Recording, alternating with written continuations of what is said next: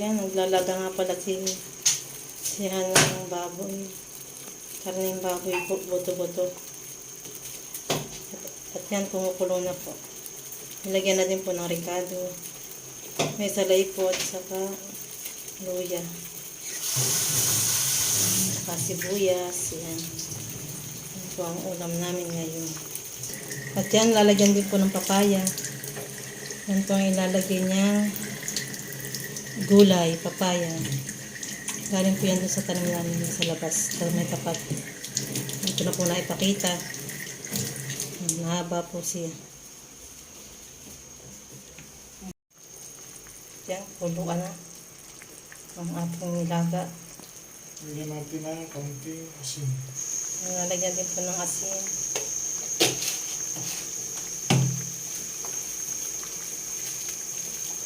Paminta, lalagyan din po natin.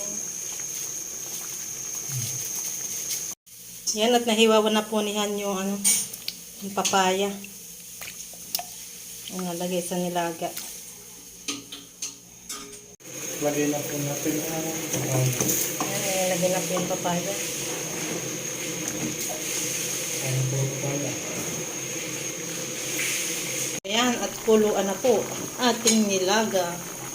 Nilagang karning baboy. Ayan. Ang lahok ay papaya. Natikman mo na ba ito?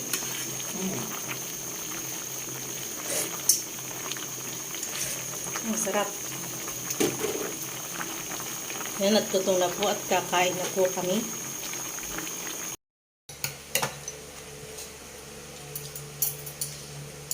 Kain po tayo. Kain po tayo. Mga kakulot. Mga kamas. Kain. Mga kakulot. Kulot. Kulot ang buhok.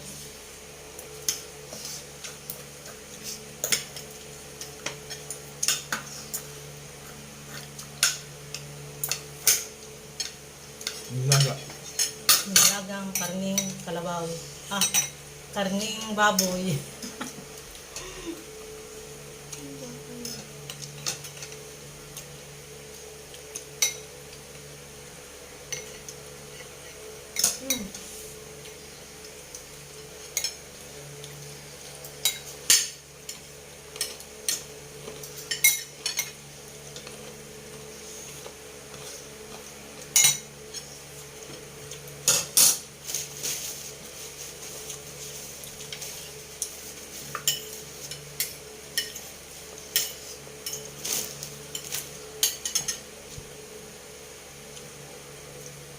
Kain.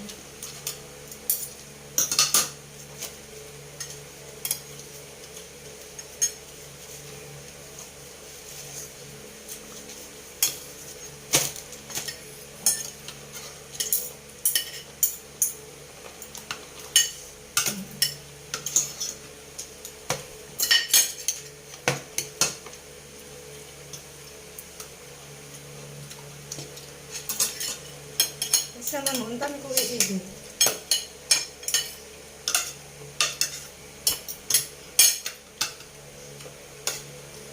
Ang puti naman ang ating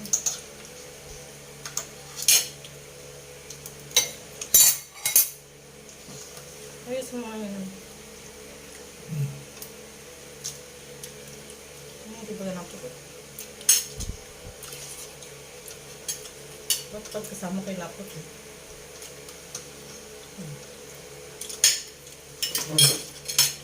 Saan na dito ano? Han?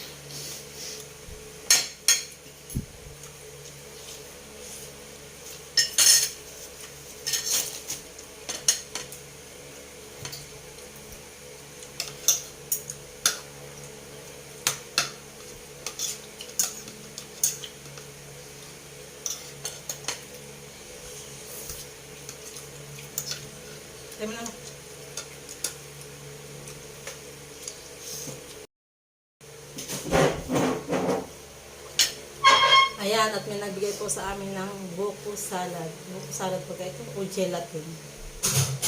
Ayan, dessert. Tamang-tama po. Kakain kami. Tamang-tama po, katatapos lang namin kumain. Dessert. Thank you, Tita Ana, sa bigay mo. Na gelatin. Ano ba? Gelatin ba ito? O ano? Agar-agar. Hindi ko malaman kung ano. Agar-agar po.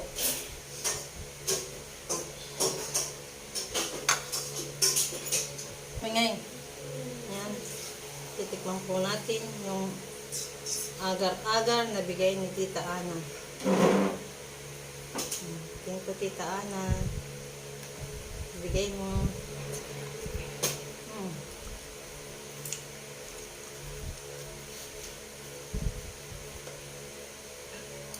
Sarap.